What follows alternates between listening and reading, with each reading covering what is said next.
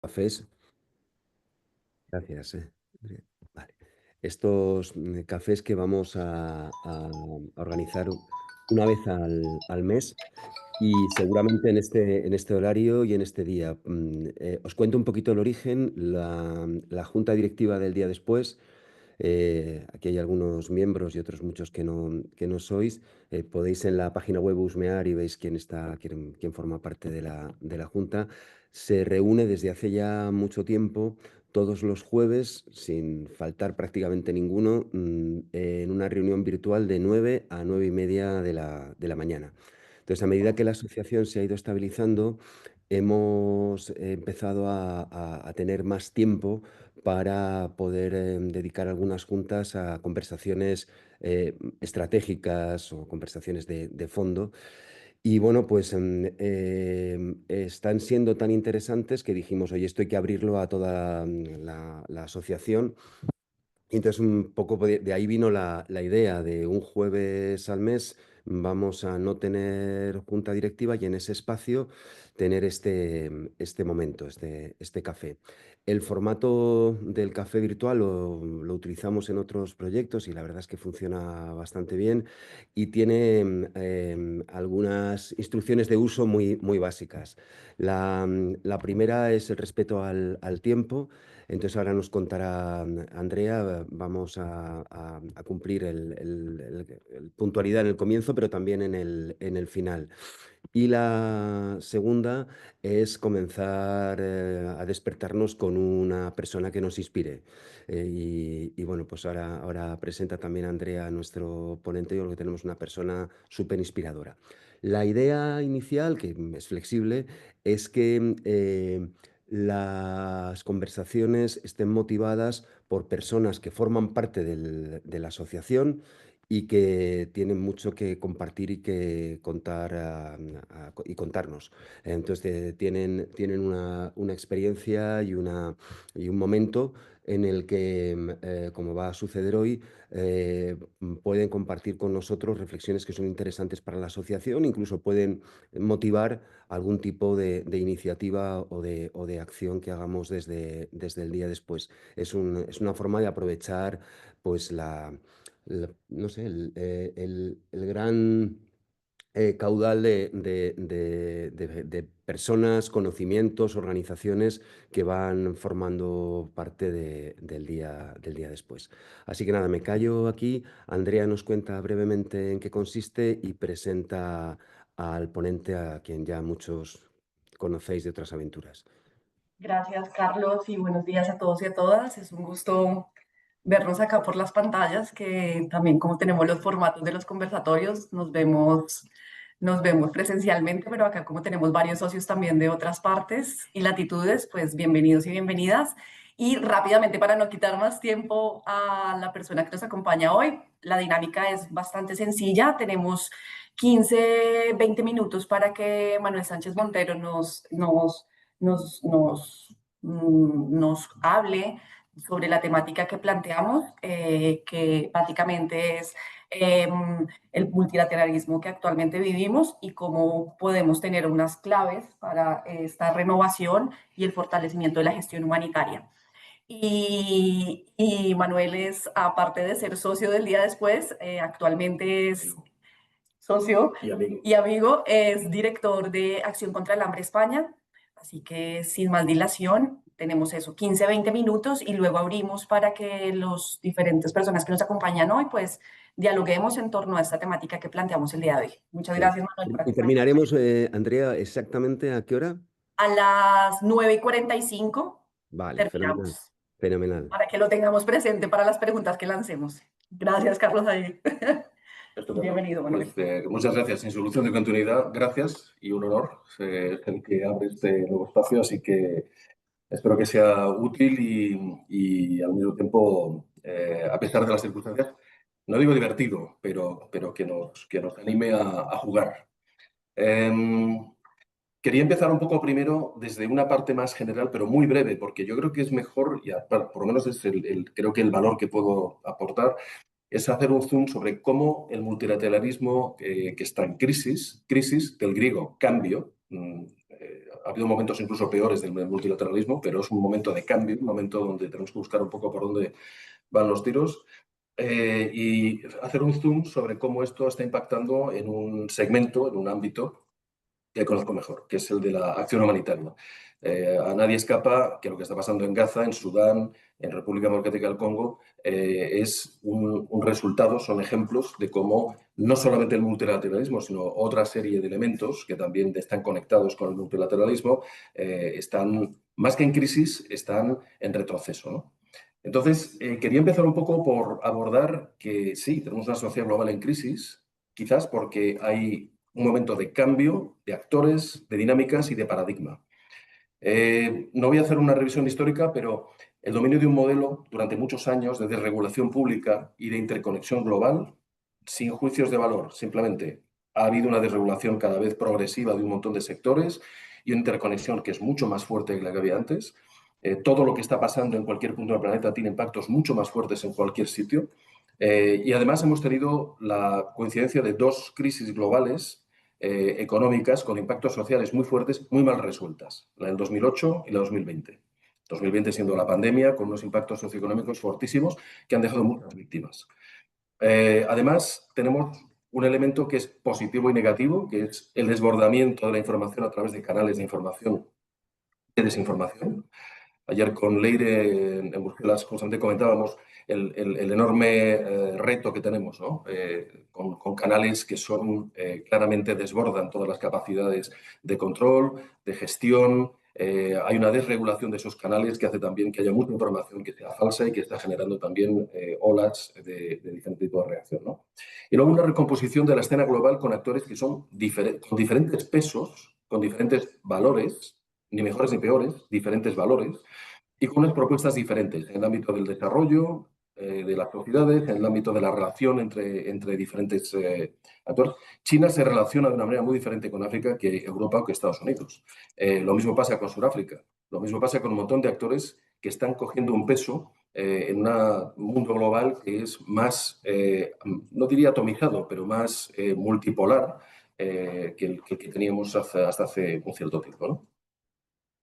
Comentar también que esta tendencia de esta situación crítica, de este cambio, viene desde hace varios años, no es nueva. Parece que es que con Trump llegó el acabose, ¿no? Y no. Queremos recordar que desde el año 2001 se comienza ya con la famosa lucha contra el terror, contra el terrorismo, que supone ya, y aquí hago un zoom ya en lo humanitario, en el que se empiezan a cuestionar de forma muy potente principios y marcos jurídicos internacionales de los convenios de Ginebra directamente. Si nos acordamos, ya en el año 2001 hay una falta de respeto del derecho internacional humanitario que comienza a ser flagrante por parte de potencias protectoras del mismo. Es decir, aquellas potencias que, signatarias de los convenios de Ginebra, se han postulado como las protectoras y promotoras del derecho internacional humanitario. Estados Unidos, Francia, muchos países de la Unión Europea, y acordémonos que ya desde el año 2001 comenzamos a tener algo tan execrable como es la creación de los campos de detención de Guantánamo, que son una violación flagrante de los convenios de Ginebra. En los años sucesivos hemos tenido acciones que empezaron siendo más puntuales, pero que han acabado siendo muy sistemáticas, como son bombardeos de hospitales, como el caso de Kunduz por parte de las fuerzas de la OTAN en Afganistán, o el cerco de Basora por parte de la coalición en Irak, que fue un sitio medieval en el cual Basora no tenía acceso a ningún tipo de bien y servicio básico esencial. Con lo cual, hemos ido viendo cómo ya desde hace unos años se iba relativizando el valor que se le daba al marco internacional. Además, ha habido una intensificación de forma generalizada, porque todo esto que empezó a ser en los primeros 2000, digamos, no digo cosas puntuales, pero eran un poco acciones que chocaban, se han ido convirtiendo en algo sistemático. Han sido inspiradoras, en el mal sentido de la palabra, para otros muchos actores, como han sido el ataque a civiles, ataque a hospitales, el uso del hambre como un arma de guerra en contextos como el Siria, Sahel, el Congo, Etiopía. Y no es la primera vez que la comunidad internacional tiene doble rasero y que la comunidad internacional reacciona de forma muy distinta dependiendo de dónde y quién cometa este tipo de tropelías, ¿no? Esta tendencia, además, quizás la diferencia es que no hay un cuestionamiento conceptual o narrativo sobre el derecho internacional humanitario, y además hay un progreso lento de un elemento que fue un hecho que fue muy interesante, que es la generación de la Corte Penal Internacional. Un progreso lento, arrastrando los pies, llegamos hasta 60 estados que lo han ratificado. Pero sí que es cierto que desde hace poco tiempo relativamente se ha producido un agravamiento de esta relativización de los marcos internacionales vertiginosa. Este agravamiento, pues evidentemente tiene que ver no solamente con el advenimiento de la administración Trump, sino que tiene que ver con que muchos actores, algunos de ellos, como digo, potencias protectoras del derecho internacional, están empezando a sufrir los efectos de una polarización política muy fuerte y una polarización en la que una parte de ese polo pone en cuestión cualquier tipo de marco y de compromiso regulatorio. Desde hace poco tiempo se está poniendo ya en cuestión conceptual los principios básicos del derecho internacional humanitario, de neutralidad, de independencia, etc. Acabo de volver de Bruselas, del Foro Humanitario Europeo, que se ha convertido prácticamente en el foro global de debate sobre la acción humanitaria. Y el año antepasado, por primera vez, un Estado, Ucrania, se permitió, junto con el apoyo de la Unión Europea, decir que la acción humanitaria no tenía por qué ser neutral, tenía que ser de parte de la víctima, que era Ucrania. Ante lo cual, evidentemente, ya supone, con perdón, una patada a un principio básico, y es que la acción humanitaria tiene que estar al lado de las víctimas, sean ucranianas o sean del Donbass. Y así debe ser para que siga siendo humanitaria y, segundo, para que siga siendo efectiva. Ese doble rasero lo hemos tenido en Ucrania, lo estamos teniendo en Gaza, lo estamos teniendo en otros contextos donde no se está valorando, no se está reaccionando de la misma manera, pero ya de forma más intensa, ¿no? Por otro lado, no es una novedad que el Consejo de Seguridad es una entidad que está absolutamente bloqueada. Desde hace bastante tiempo no conseguimos tener una resolución por unanimidad. Son resoluciones muy ligeras, como diríamos de aguachirri, totalmente licuadas y que no suponen ningún tipo de instrumento para promover cambio. Sea en crisis específicas o en temas generales. Es un organismo que está realmente con un nivel de inoperatividad potente. Esa polarización política y social que estamos viviendo en muchos de los contextos es la que está detrás de esa polarización también que está trasladada al ámbito internacional. Y eso llega a que tengamos ahora una percepción social en muchos contextos y, por supuesto, a nivel global, que es mala. No hay una buena percepción de lo humanitario e incluso a veces hay una ignorancia buscada del sistema y de los marcos internacionales. Un no reconocimiento de que hay marcos que nos obligan. Y sobre todo hay una negación de que esos marcos y de que esos compromisos nos benefician a todos. Hay un paso, digamos, de cuando se pensaba que el derecho internacional era el derecho de los ricos, de esos estados, de esas sociedades que se podían permitir argumentar el derecho, a el derecho de nadie, un derecho que está, digamos, puesto en solfa.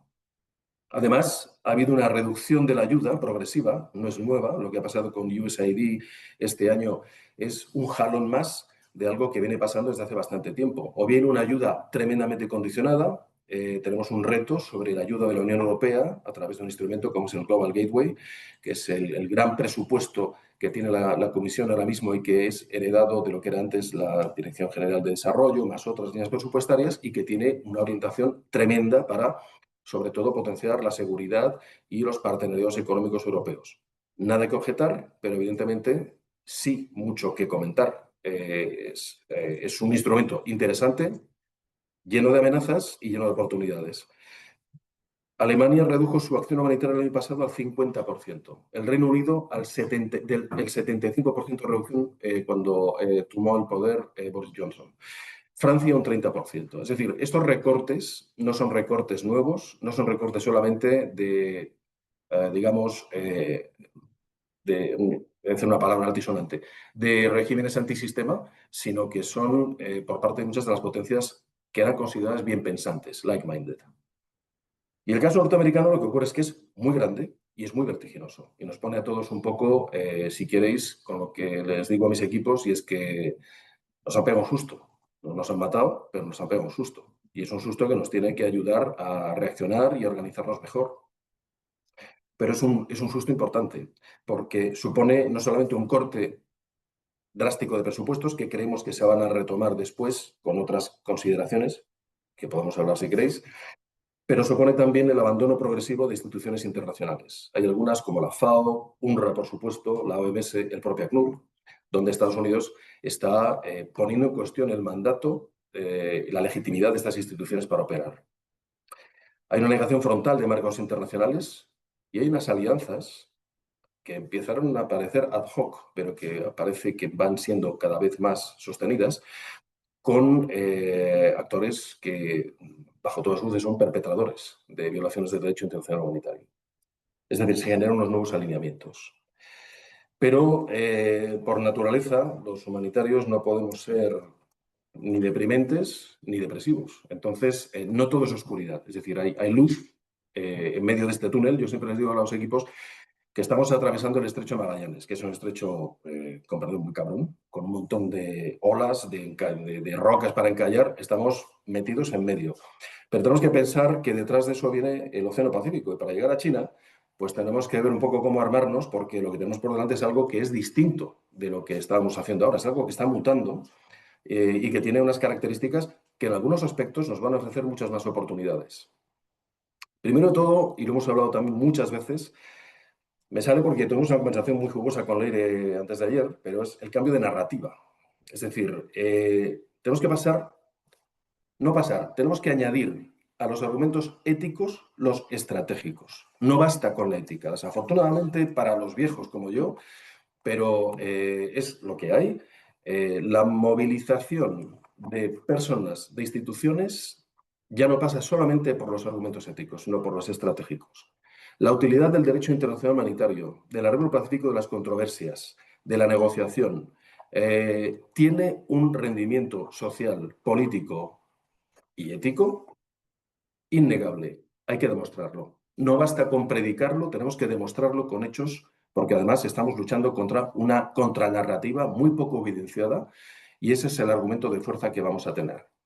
Reiterar y reiterar y reiterar con evidencias que sean demoledoras lo beneficioso, no lo malo que es romper el DIH y los marcos, digamos, normativos, sino lo beneficioso que es respetarlos. Basarnos en la evidencia del coste económico, social, la escalación de inestabilidad que supone y, como digo, la rentabilidad de hacerlo bien. Otro punto importante, el reemplazo de unos actores por otros. Ante la inactividad, la tibieza de ciertos actores que conocemos todos, tenemos algunos que igual tienen valores distintos y otros que son similares, pero sin duda tienen mucho más interés y mucha más palanca para intervenir en los temas y en los contextos críticos. Egipto, el Golfo Pérsico, Turquía, China, Brasil, México están reemplazando a muchos estados de la Unión Europea como actores clave para promover estabilidad y tenemos que ser, en este sentido, si queremos ser globales, tenemos que ser respetuosos con que hay diferentes valores y formas de entender la vida. Y hay cosas que todos estamos de acuerdo que son, como quien diría, los mínimos denominadores que no podemos, pero tenemos que ser capaces de negociar con ellos. Cuando hablamos de temas de género o hablamos de otra serie de derechos que evidentemente no se comparten los mismos valores que en nuestras sociedades. Pero tenemos que ser inteligentes y ver cómo poder utilizar ese tipo de alianzas y empatizar para buscar por lo menos lo que nos puede unir, que es, por ejemplo, acabar pues, con el problema de Gaza. Por ejemplo. Hay instituciones regionales que están ganando peso. El otro día en el Foro Europeo Humanitario tuvimos una intervención de la Unidad Africana que fue modélica. Modélica. Es una institución que tiene un nivel de compromiso y una legitimidad que ya no tienen otras muchas instituciones globales o regionales como pueda ser la Unión Europea. La CEDEAO, la Liga Árabe, el Consejo de Cooperación del Golfo, la propia Unión Europea. Interesante que estos días hemos tenido un discurso reiterado, por ahora son declaraciones que tienen que pasar a hechos, pero ya por lo menos tenemos la narrativa. Europa tiene que liderar, coliderar, no va a liderar nunca más sola, tiene que coliderar, tiene que animar, volver a los marcos internacionales, revisitarlos, desplegar su capacidad de soft policy en contextos donde puede, porque tiene recursos, tiene palanca con otros, promover entornos mucho más positivos y soluciones mucho más razonables a las controversias. Es importante además también ver que puede haber, y de hecho está apareciendo, alianzas entre pequeños actores relevantes, lo que se llama cooperación reforzada, en situaciones de crisis o temas de geometría variable. No es necesario que veamos los 27 para hablar con los 55 de la Unión Africana, sino grupos de estados que sí que comparten y que tienen palanca. Eso hoy en día no es que sea una oportunidad, es que es una necesidad y está ocurriendo. Y por último, acabar con algunas, no son recetas del abuelo, pero son un poco, si queréis, como algunos puntos que desde luego desde Acción Trans los estamos poniendo en marcha y estamos explorándolos, porque tenemos que revisitar también un poco la manera en que trabajamos, ¿no? Primero, tenemos no solamente que cambiar la narrativa, no cambiar los objetivos ni los valores, ni los principios, pero sí la narrativa. Y hacerlo con un nuevo lenguaje y con evidencias. Y ahí yo creo que nosotros, en general, venimos de un mundo que no está tan enganchado a nivel, como digo, de lenguaje y de elementos de motivación de una opinión pública y sobre todo de una juventud que no hemos escuchado suficientemente. Entonces lo decimos mucho, pero claramente tenemos que incorporar, y lo estamos haciendo desde ya en ese proceso de reflexión, la voz de la gente joven para que nos digan qué es de lo que tenemos, qué es lo que tiene que permanecer y cómo tiene que permanecer y cómo tenemos que aportarlo, ¿no? Que proyectarlo. Tenemos que pasar de buscar marcos normativos grandes y generales. No es el momento con perdón, para la poesía. Yo soy poeta, pero me temo que no es el momento para la poesía, es el momento para, en medio del tsunami, navegar y tenemos que pasar a la implementación de los marcos que existen. Es decir, no generemos más, me salía la palabra ruido, no es ruido, no generemos más expectativas. Intentemos cumplir con las que ya existen y no estamos cumpliendo. Una normativa como la resolución 2417, que prohíbe el uso del hambre como arma de guerra, no nos hace falta otra resolución, no hace falta otro acuerdo, otra declaración, hace falta ponerla en marcha. Hace falta que empecemos a ver resultados concretos, palpables en Gaza, en Sudán, de que esa resolución, de que ese acuerdo unánime del año 2018, que parece lejanísimo ya, hoy es imposible alcanzar un acuerdo unánime sobre nada, pueda empezar a tener dividendos, ¿no?, efectivos. Trabajar también demostrando el valor añadido. Tenemos que demostrar por qué tiene valor el DIH, el derecho internacional humanitario, y por qué tiene valor trabajar de forma colectiva. Su legitimidad.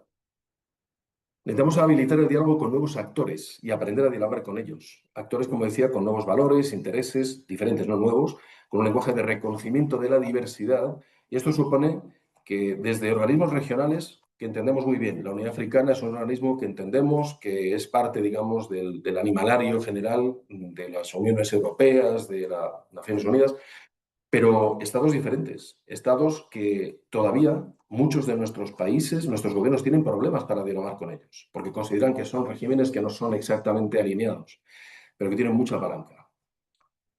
Por supuesto, actores no estatales relevantes, desde instituciones religiosas, sociales o económicas, que tienen una relevancia y que muchas veces podemos compartir intereses hasta objetivos comunes. Y un tema que sé que es clave en el día después y que aplica, yo creo que aplica totalmente, que es preparar la base para un nuevo contrato social internacional, es decir, o global. El contrato social no es solamente de cada una de las sociedades. Desgraciadamente, el contrato social actual surgió después de un cataclismo, de la Segunda Guerra Mundial. No quiero ser agorero, ni tampoco el viejo cascarrabias, pero a veces nos sentimos que estamos un poco como en el periodo entre guerras, como en los años 30, ¿no?, donde hay muchas cosas, muchas tendencias que no son positivas y no sabemos cuál va a ser esa forma que va a tomar para que esto haga de alguna manera catarsis. Pero es el momento, sin duda, de empezar a preparar las bases de ese futuro contrato social global en el que podamos incorporar a nuevos grupos de interés, grupos poblacionales, con otras identidades, con dinámicas de poder distintas, con factores determinantes de la violencia y de las crisis que no están tanto en el radar, como pueden ser todo el tema del cambio climático, como pueden ser la discriminación de género, un montón de elementos. Y buscar también mecanismos de interacción y participación política y de la ciudadanía. Trabajar sobre los drivers de las crisis humanitarias, violencia, marginación, crisis climática, shocks económicos. Abordar la gestión de crisis y la prevención de crisis con un enfoque integrado, multifactor y multiactor, y utilizando todas las herramientas de las que disponemos, públicas o privadas. Y por último... Voy a cortar, Manuel, si puedes concluir para que haya tiempo a... Me queda un punto. Me queda un punto. Perfecto, perfecto. Sí, pues eso, nuevas actores dinámicas de poder e influencia estatales y no estatales para que no se quede nadie fuera. Así que, bueno, soy súper obediente y portado ipso facto. No, muchísimas gracias, Manuel. Como veis, hemos estado con un café largo de café. Creo que se han planteado temas interesantísimos. Creo que es obligado pasar la palabra a Leire, ya que has hecho varias referencias a ella. Y Leire, como miembro de la Junta, yo creo que también nos puedes ayudar a eso que ha empezado a plantear Manuel, a preguntarnos cómo humildemente desde el día después podemos hacer alguna aportación en este tema. Manuel, muchísimas gracias. Si os parece, escuchamos a Leire y luego abrimos un turno, no va a dar tiempo más que un turno y recogemos 2 o 3 preguntas para que Manuel pueda responder y concluir. Gracias. Telegráficamente, Carlos, primero muchas gracias. Gracias por este café maravilloso este jueves y gracias a Manuel, viejo amigo aliado con el que tuve la oportunidad además de estar esta semana y de compartir estas preocupaciones que él hacía. Y a Carlos porque hay que recordar que el día después también está ligado a esa preocupación global desde el principio y que en el primer Soria, cuando hablamos de contrato social, si os acordáis, hablábamos ya de contrato social global y contrato social, digamos, territorial, porque siempre hemos sabido que no se puede desligar ahora más que nunca los problemas globales de los del día a día y que ya no hay política doméstica y política internacional, todo esto forma parte de la misma. Solo 2 titulares para reforzar lo que decía Manu, ¿no? Yo creo que todavía no somos conscientes del cambio profundo del tablero que nos ha tocado vivir en estos tiempos. Todo lo que está sucediendo con la multipolarización de la que hablaba Manuel, el cambio en Estados Unidos y lo que eso implica para regiones como la Unión Europea, que siempre habían contado con Estados Unidos no solo como su principal aliado, sino como incluso quienes eran guardianes de nuestra seguridad, de nuestra energía y de muchos valores comerciales. Y cuando todo eso se cae, hay gente que habla que es la caída del muro de Berlín de este momento, ¿no? No sé si tanto, pero cuando todo eso se cae, eso nos obliga a reordenar completamente el panorama, dónde poner el acento en nuestra estrategia, en nuestra autonomía y nuestra estrategia, y cómo asegurar nuestro futuro y nuestra defensa. Y ahí quiero ensanchar con la segunda idea que daba Manuel, que es el concepto de seguridad y, por tanto, la narrativa. Es decir, nosotros los viejos rockeros de la cooperación y de la ayuda humanitaria sabemos bien que el tema de los valores es un tema que hay mucha gente que cree en ellos y que están ligados en unas ocasiones a la religión, en otras a las ideas, en otras simplemente a los valores humanistas, pero no son suficientes. Yo creo que hoy tenemos una doble encrucijada. Hay un reto de seguridad en sentido amplio, seguridad cibernética, seguridad energética, lo hemos vivido con el apagón, desastres naturales cada vez más reiterados y más descomunales, incendios, danas, catástrofes y, por supuesto, crisis humanitarias sin precedentes. Y ahí creo que nuestra capacidad y el día después puede hacer mucho en esto, en conectar ese concepto de seguridad en sentido amplio y cómo respondemos mejor a esos retos desde esa mirada común, donde los actores tienen que estar más conectados que nunca, donde la ciencia y el conocimiento tienen que formar más parte que nunca de la política para tener capacidad de anticiparnos y de responder a estos retos de una forma mucho más segura, está muy conectada con lo que estamos viviendo. Y ahí sí que podemos enganchar a sectores que quizá no se vean tan interpelados por los valores de solidaridad o de cooperación, pero sí se ven interpelados por esa necesidad de construir respuestas a estos retos, ¿no?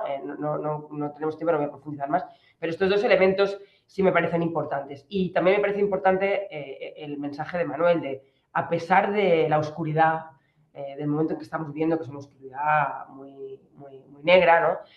Hay una oportunidad también para la Unión Europea de emerger, de generar un nuevo liderazgo, de crear nuevas alianzas y nuevas potencias, y tenemos que agarrarnos a esa oportunidad, ¿no? Entonces, el día después, que tiene todas esas dimensiones, sí podría jugar este papel de construir un concepto de seguridad en sentido amplio. ¿Qué significa garantizar la seguridad en el siglo XXI con todas esas dimensiones que hay, y cómo podemos tejer un discurso que yo creo que sí es mayoritario y que llega a mucha gente, ¿no? Muchas gracias, Leire. Manuel, ¿quieres apuntar algo o contestar algo? No, yo creo que es bueno ya que entren las preguntas, ¿no? Eso es. Fenomenal. Tenemos a Marta Pedrajas. Esto también se trata de ir conociéndonos. Marta también pertenece a la Junta Directiva del Día Después y además tiene una larguísima trayectoria en estos temas. Ahora está en la Secretaría de Estado de Cooperación Internacional. Marta, cuando quieras. Bueno, pues muchas gracias, Manuel. Me ha encantado, la verdad, todo lo que, la claridad con lo que lo has expuesto y la seriedad, porque creo que el tema es ahora mismo realmente muy serio.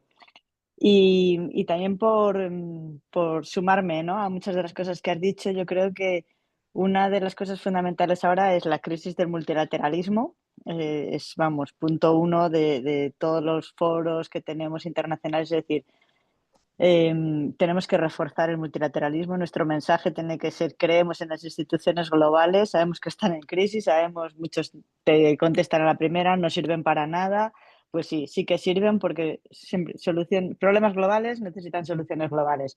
Y yo creo que reforzar el multilateralismo ahora mismo es fundamental. Yo sabéis que voy como de cumbre en cumbre y parece que, bueno, pero que son, creo que, momentos internacionales también que sirven para estos discursos. Vamos a estar muchos en la conferencia de Sevilla, unos sí, otros no, unos online, otros presencial y otros a lo mejor en el foro de sociedad civil. Yo creo que ahí hay espacios para también construir juntos estos mensajes junto con otros. Se va a juntar mucha gente que podemos sumar a un debate global para este mensaje de la importancia del multilateralismo, la importancia, por supuesto, de la humanitaria, de las nuevas narrativas. Desde España, por ejemplo, se organizan distintos eventos que se llaman así precisamente nuevas narrativas, donde queremos construir entre todos, pues esa nueva narrativa que vemos que es necesaria para la cooperación internacional.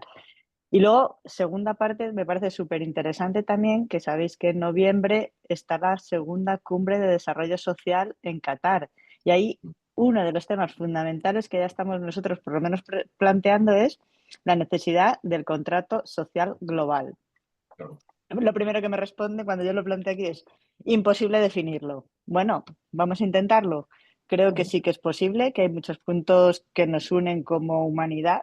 Tenemos los derechos humanos, a lo mejor son pocos, pero tenemos puntos que nos unen, y yo creo que sería un recorrido que podemos iniciar ahora, o bueno, ya lo estamos haciendo con contrato social desde hace tiempo, pero darle también ese enfoque de contrato social global, que es muy necesario, ¿no? A lo mejor bajar un poquito el listón, porque desde un contrato social nacional es más fácil por todo lo que se comparte, pero no sé, yo creo que podríamos iniciar un debate. A lo mejor a Qatar no vamos nadie, pero el debate está ahí, y a lo mejor el día después, pues oye, tiene ahí una experiencia ya que aportar y podemos construir también juntos esa narrativa. Yo creo que también desde el día después, desde la Politécnica, etcétera, se pueden dar distintos foros que podemos aprovechar entre presencial y online para ir haciendo también esta narrativa, que yo creo que es fundamental. Es decir, los valores están cambiando. Está muy bien y muy evidente que hay que ser estratégicos, pero tampoco a costa de perder la identidad, ni la europea ni la de los derechos humanos. Yo creo que eso es fundamental, y muchísimas gracias. Gracias, Marta. Sí, hay una pregunta, Gregory, ¿qué tal? Gregory. Buen día. Una pregunta sobre dónde están China y Asia y otros, ¿no? En cuanto a los marcos internacionales, etcétera. Y tiene que ver un poco con también lo que decía Marta ahora, ¿no? A ver si mato dos pájaros de un tiro. La primera es que es imprescindible hablar con todos, como hemos hecho siempre, sin perder de vista ni el objetivo ni los valores. Eso, o sea, hablar con todos no tiene por qué hacernos diluir nuestro propósito, pero sí que está claro que tenemos que ser capaces de hablar con todos y con los diferentes. Y ahí China, la propia Rusia, algunos otros estados que no son dentro de la égida tradicional, es curioso cómo no solamente utilizan como referencia los marcos internacionales cuando les interesa, en los contextos que les interesa, de la misma manera que hace Estados Unidos y que hace la Unión Europea. Es decir, cuando en una crisis como la de Siria, en algunas de las reuniones que hemos tenido internacionales, Rusia y China argumentaban de manera, vamos, cartesiana lo que era necesario hacer a nivel humanitario para no mezclar política y estrategia de seguridad con acción humanitaria, era totalmente bajo el prisma de los convenios de Ginebra. Por otro lado, también, con lo que quiero decir, que están jugando en el mismo campo, de manera cada vez más intensa. Luego tenemos dos agencias de Naciones Unidas, una el PMA, dominada por Estados Unidos, otra la FAO, dominada por China. En el fondo, están aportando diferentes tipos de visiones, ninguna de las dos perfecta, y esa crisis, esa tensión que hay entre ambas, está manifestando justamente cómo el abandono de cierto tipo de campos está siendo ocupado por otros, lo cual no es ni bueno ni malo, es lo que pasa, que hay más poderes y más capacidad. Y no he escuchado más críticas por lo que está haciendo FAO que por lo que está haciendo el PMA. Entonces, yo diría que no lo vería como una amenaza, lo veo como un hecho que tenemos que entender y que tenemos que saber cómo negociar con él. Y en el fondo estamos viendo comportamientos que no son desconocidos, son similares. El neocolonialismo tan hablado de China en África no es distinto que el neocolonialismo de las corporaciones y estados europeos a partir de los años 60 del proceso de descolonización en África. ¿Están repitiendo errores? Sí. No son un monstruo aparte, son un animal más dentro del zoológico y tenemos que jugar con ellos, porque además es que están ahí ya. Gracias, Manuel. Yo creo que nos da tiempo, sí, nos da tiempo para una última intervención. Si tenemos 5 minutos. A ver, por el chat. Animarse la mano, levantar la mano acá. A ver, El Banco Mundial, acá hay. sí. Alguien que ha trabajado en Mozambique para el Banco Mundial. Borja, igual si quieres, no sé si es un comentario o una pregunta, si lo puedes comentar, dale. Adelante, Bueno, Borja. no quería invadir mucho tiempo, no, una pregunta. Hace unos años, cuando la cosa no estaba, digamos, tan compleja, se utilizaba la ayuda al desarrollo para influir por parte de Occidente muchas veces en países en desarrollo y también por China. Contaba el caso de Mozambique, donde había una guerra soterrada entre China y Occidente, un poco pues para, a través de la ayuda al desarrollo, obtener influencia, en el caso de China muy claramente para obtener recursos, etc. Ahora, por lo que comentaba Manuel, se está desmontando ese sistema por parte de algunos países como Estados Unidos. La pregunta es, ¿Trump es consciente, por ejemplo, que está perdiendo un arma de influencia? Que aunque resulte algo hipócrita, pues es una forma pragmática de mantener la ayuda al desarrollo. Total, la pregunta me parece súper oportuna porque, a ver, lo que llevamos desde hace 3 meses o 4 es, con perdón lo voy a decir, aunque esté grabado, pero es un poco un despiporre. Es decir, hay una especie como de falta de criterio que estamos viendo que son como 2 pasos hacia atrás y luego uno hacia adelante. Ya más, 2 hacia atrás y uno hacia adelante. Yo creo que la administración Trump está sufriendo las tensiones de, por un lado, gente que tiene un marco político muy intenso y con muchísima influencia, y luego un establishment de funcionarios, de gente que ya está más en el sistema, que están un poco intentando poner freno a las ocurrencias de salirse de los marcos de forma radical, cortar la ayuda de forma directa. Para deciros una cosa que nosotros nos está funcionando mucho. Para intentar domeñar y gestionar estas decisiones y esta tendencia que estamos viendo, estamos teniendo como mayor aliado a los embajadores norteamericanos y a la gente del Departamento de Estado, es decir, a los funcionarios, que son plenamente conscientes de que salirse de instituciones públicas, cortar cooperación, alianzas arriesgadas que ponen en cuestión su propio sistema de seguridad, no es nada beneficioso y que por tanto están poniendo un poco freno al respecto. Entonces, bueno, la salida de Musk aparentemente desde ayer, creemos que a lo mejor va a poner un poco más de racionalidad en esta dinámica que a día de hoy era un poco indescifrable. Era difícil saber con qué nos íbamos a desayunar al día siguiente. Muy bien. Oye, yo creo que lo que vamos a hacer es recoger el guante que nos han lanzado Leire, Marta y Manuel. Y creo que este café puede servir para que pensemos en una iniciativa que dé continuidad a esta reflexión, a aportar en cuestiones que nos habéis lanzado y que evidentemente tienen como telón de fondo ese contrato social global, que ha sido algo que, como recordaba Leire, llevamos poniendo encima de la mesa desde hace tiempo. Manuel, muchísimas gracias por este rato. Creo que era lo que buscábamos, tener una conversación no conclusiva, pero sí que nos abriera los ojos y nos hiciera pensar en algo que es absolutamente fundamental. A unos metros de donde estás con Andrea hay una acampada de jóvenes de la universidad con el asunto de Gaza. O sea, este tema, evidentemente, además, debería conectar con una parte de la opinión pública que estamos tremendamente preocupados con lo que está sucediendo. Y como digo, le vamos a dar continuidad sin duda. Hemos sido 30 y tantas personas. Me ha gustado que algunas os hayáis presentado por el chat, a ver si cogemos un poquito la carrerilla en esto. A través de la dirección de correo electrónico del día después, ideas o cuestiones que queráis trasladarnos, por favor, hacedlo cuando queráis. Y para próximos cafés, desde la Junta vamos teniendo pues eso, una programación, pero que cualquier cuestión que veáis que puede ser interesante, trasladádnosla. Y con esta idea de que tenemos en la asociación gente tan maravillosa como Manuel, bueno, que es un enorme placer pues compartir momentos como este. No sé, Manuel, si quieres... Bueno, agradeceros a vosotros. Para mí esto es un honor y es un gusto tener este grupo de amigos y de conspiradores, ¿no? Y hay una cosa que estáis comentando aquí, lo dice Mónica, ¿no? El diálogo con los diferentes, ¿no? Es un poco lo que tenemos que intentar ver cómo perderle miedo, porque de hecho en algunos casos lo hemos hecho sin ningún tipo de problemas. Tenemos que no tener miedo ahora, justamente. Para pasar Magallanes tenemos que echarle valor y tenemos que ser conscientes y yo creo que esta iniciativa es fantástica para esto. Así que muchísimas gracias.